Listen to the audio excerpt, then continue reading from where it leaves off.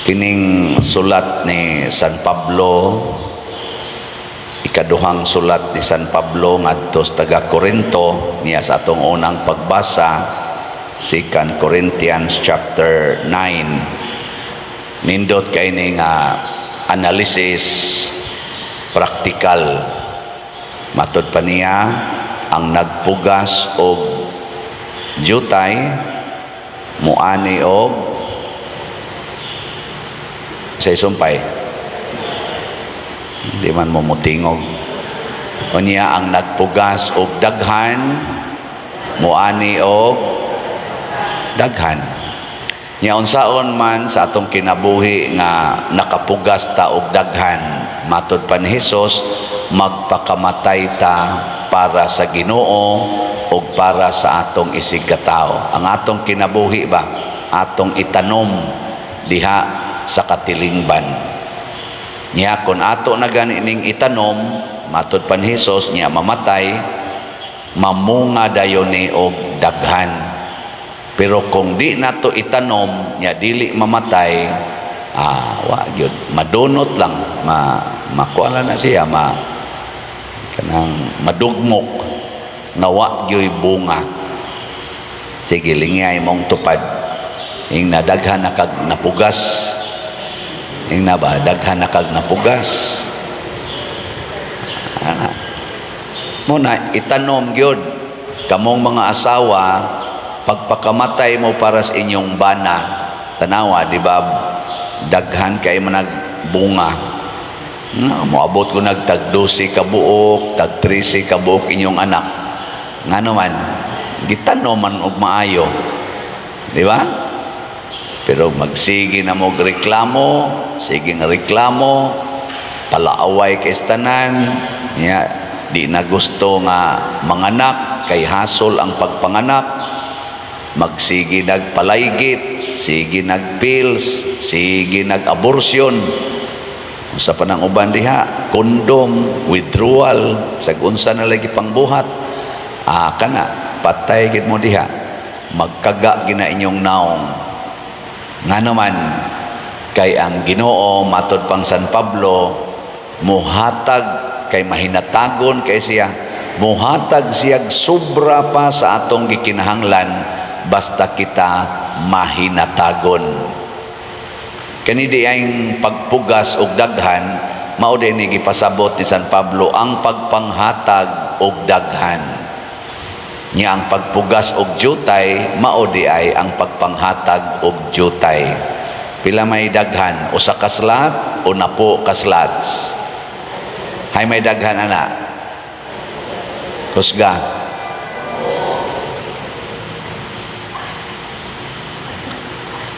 Ato ra goning klarohon. Unyag mo palit kag usa ka slat, daghana o jutay? Jutay. Pag mapalit kag napo ka slats, daghan. Ngilingay mong tupad, napila ka slat imong napalit. Way palit-palit slat. Sigig pangayo. Ang ato yung batasan in relation to God, sigig pangayo, sige ragyog pangayo. Pero wa kita kaayoy hatag-hatag. Kung muhatag man, kwintahon gyud maayo, di baka ko alkansi ani. Mura mag-apiki na ko diri niya, manghatag pagyug ko, patay ko ani. Kusog kita ana. Pero kana yung pangayo os Ginoo, way limit nga pagpangayo. Alin ni dool nako, dato-dato na gyud siya, milyonaryo gyud. Unya ang iyang edad 80 na. Daghan kay siyag mga kabtangan niya, unsa pag iyang isulti nako, Pader, blessingi ko, blessingi taon ko Pader, nakaluyan ko sa Ginoo nako, kadaghan na ang imong grasya, ang imo lang yapon pangayoon, blessing lang yapon. Ni siya, unsa man day Pader nako, pasalamat na oy, pagsigig pasalamat, blessing lang yapon, hangtod karon 80 nakadaghan na kay kag kwarta, daghan na kay kag mga kabtangan, blessing lang yapon imong Panginoon. Wa pag hindi ka kakita ng blessing ay imong naangkon, pagpasalamat na. Ana, Muna ka mo mga tiwasonon, ay na mo pagsingon, ayuhan ning akong tuhod, ayuhan ning akong heart, ayuhan ning akong high blood, ayuhan ning akong kidney. Ayaw na, oy. Sinta na ka, hapit na ka mo 90, 70. May na nang ipasalamat, oy. Di ba? So, magpa-blessing lang yapon, Father, blessingi ko kay lain, kay akong lawas niya, galisod naglakaw. Ako una-una, maingon kong hinaot unta, nga matiwas na ka. No, anak kay pag-antos. Oy, di lang yapon ka kita. Siging pangayo, siging pangayo. Di kita mo bunga, anak. Siging hatag, sigig yung hatag. Muna nga, malipay ko, kanang muhisgot bitaw ko din nga, na ay nag-stage 4 cancer, niya akong gihilugan, imbis nga magsigig ingon Ginoo in taon ayuha ko, padir iampo taon ko nga maayo ko, wa ko kadungog siyang bakba nga nag-ingon ana, niingon hinoon, pader mo palit kog slat. Ako gining gipangandoy nga makapalit kog slat, nga sa dili pa ko matapos aning kalibutan na pader magsigi radyo kog palit og slat. Di na gud siya hapit kasuwat, nangayo yung suwatanan, hinay gid siya suwat. May ra ba untag jutay ang slat nga gipalit? Daghan man ni ano yung mga way cancer.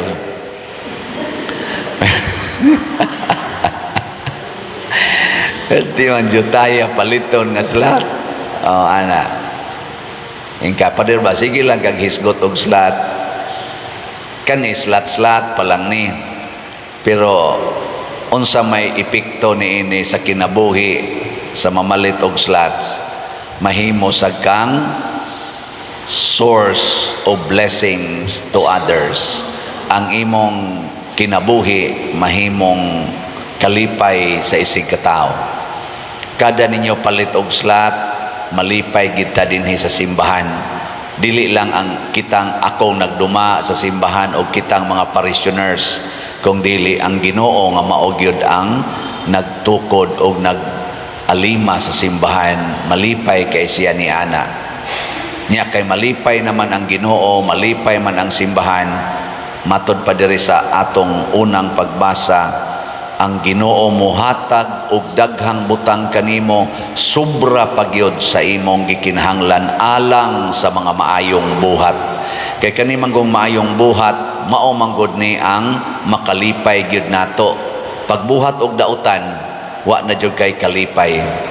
Karon ay gubot kay ang atong social media tungod aning ni ang siging isyo sa atong mga leader sa nasod, tungod aning mga drugas. Grabe, naana sila sa pedestal of success, pero unsa may ilang gibuhat, siging dinautay, tinuod ba na og di tinuod, siging hisgot anang drugas, gisayunan ka ana nang nagdaha sa atong nasod. Namo na drugas.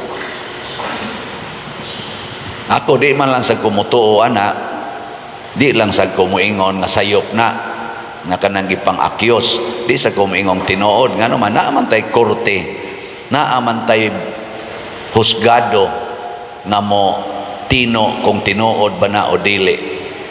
Pero unsa may mga timailhan sa tao nga naay bisyo, sa ato lang na ba, sa ato lang bang natural, wao sa hiring-hiring, wao sa nang kuan judgment kay sa matwist man sa nang judgment. Unsay timailhan sa tao nga naay bisyo, labi na ng drugas. Ako naa naman jud koy experience na daghan kay istanan, kay naam sa koy daghang mga adik nga ako mga suod sa kinabuhi. Unsa may timaan? Wa mo kay ba?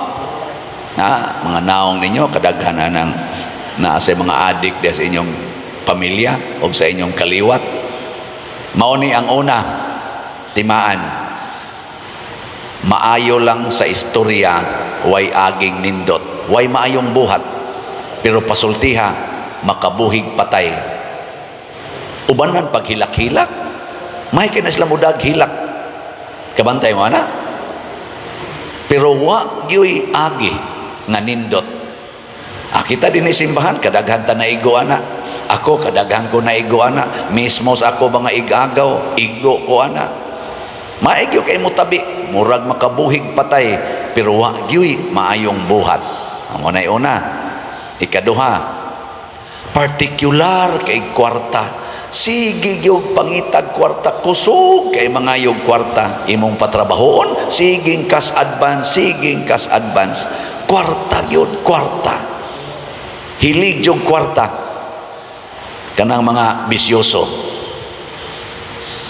tinood, dili, kana, sige, hasta kung kwartas asawa, kawaton, or kwartas bana, kawaton, bisag gikinahanglan para ipalit og bugas og tambal, kwaon pagyod. Ana na sila kagrabe ay mangilad basta parting kwarta, mangilad gyud. Porting kusuga mangawat, mga kawatan kaistanan. Hastang mga butang sa imong balay nga mapuslan, ibaligya gyud, ibaligya kay makakwarta gyud. Kana adik na. Ikatulo, kanina like akong katapusan pero di pa ni mo'y katapusan, dali kay na silang maratol o mahadlok, paranoid. Muna ang ilang kahadlok o ang ilang karatol, ilan ang himuon pinaagis kasuko. Dali kay na sila masuko, kasukan yung kab, kalagutan yung kab, nganuan aron di na ka magsigig atake nila. Hadlokon ka, hulgaon ka, sigasigahan ka sa mata, iharas ka, aron lang yun din aka musulti o bati ngadto nila kay hadlok man kay na sila istoryahag bati, paranoid. Ana niya unsa may gusto ni Kristo nga atong buhaton aning mga tawhana, ingos Kristo, higugmaa sila pagpakamatay para kanila. O mo na namatyan ni Jesus, mo sa na namatyan ni San Lorenzo o sa ato mga martyrs, kadto mga tao nga bisyoso, babairo, inom, sugal, kadtong mga tawhana, doon natin sige sila drugas atong una, maotoy ni patay ni Jesus o sa mga santos. Kaya nga naman ang mga santos nagsultis kamatuoran, nagdili kanila sa mga bisyo. Maubitaw si San Juan nga magbubunyag, nag-ingaw ni Herodes nga adik kay babae, hastang iyang asawa siyang igsuon, iyang gikabit, giingnan siyang di na maayo, porting sukuang Herodes, giputlan gisliog si Juan. Lingay mong tupad, ina adik ka, ina ko no, na adik ka. Ang nindot unta, maadik ta sa paghigugma sa atong isig katao, maadik ta sa pagpanghatag o kaayuhan sa atong isig katao, maadik ta sa pagampo. Kana bang dili na ta pwedeng matug kung dili makaampo, labi na gid sa santos nga rosaryo. Maadik unta ta sa pagpasaylo sa mga makasasala, maadik unta ta sa pagsigig limpyo aning ato mga sala pinaagis pagkumpisal, ug labaw tanan maadik unta mo sa pagpalit og slat. Di ba? Mo na ni Roy atong update sa slat. Ang atong San Vicente Ferrer's Daily Abundant Graces is BF Dag para sa kumbinto ni nato.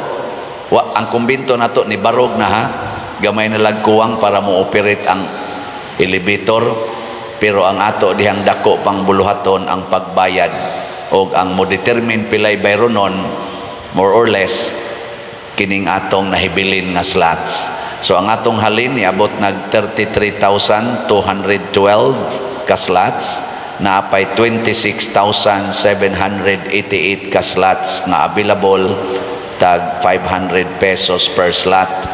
Yan, naasad ni siya 16 slot challenge nga tag 8,000 per challenge, nakadawat na sa tag 160. Atong pakpakan ang namalit ni ini. Praise the Lord. Ang ato sang Kapilinya di Fatima, atong special slots, Mother Mary's Healing and Deliverance or MMHD, nahalina na sa taog 5,464 ka slots, 4,521 ang atong halin dinis parokya, nya 943 ang halin dito sa Capilinia, dito sa San Remigio. So gamay na lang kay nahibilin, 536 na lang ka slots nga tag 1,000 pesos per slot. Nya naasad ni siya ay 20 slot challenge, niabot na sa 24 ka 20 slot challenge ang atong nadawat. Pakpak na sad. Kani mo ni bungas mga nga-addicts Ginoo. Kaya ang nga-addicts Ginoo, dili kayo mutabi pero maayo kaig binuhatan. Ang na-addict sa sala, sama na mga drugas, maayong mutabi pero batig binuhatan. Ana man na. Anya ang ato sang disap, pasalamat ko no nga naa sa ni-invest nga lain no. Niabot na pun-ana sa tagduha ka slots. Niabot nag 203 ka slots ang atong disap nga tag 500,000 pesos per slot with 25% interest per annum.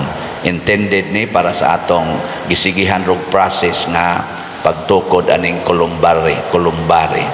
Pakpak na sad, ikatulong pakpak. Praise the Lord. Nya kining tanan nakapalipay ni nato, nakapalipay sa Ginoo.